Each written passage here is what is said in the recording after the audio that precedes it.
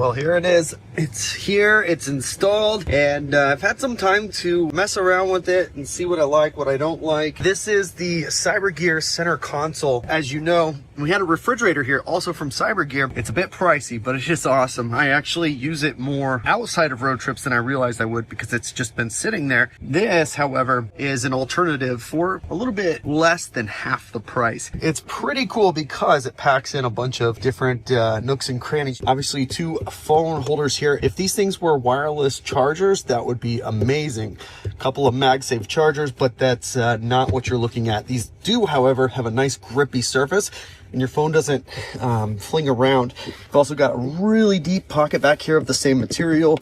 Stuff's not moving around. So really nice to have, like, you know, maybe your AirPods back here, and this little lip keeps them from rolling forward and stuff like that.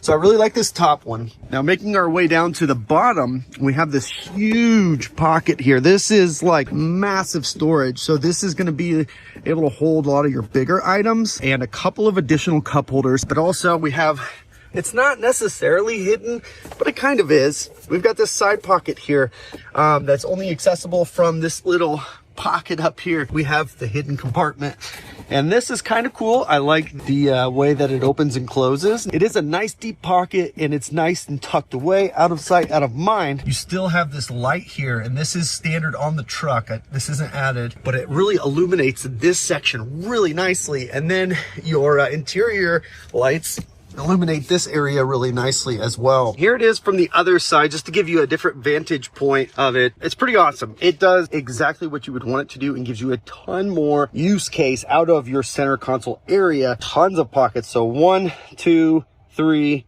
4 plus 2 cup holders.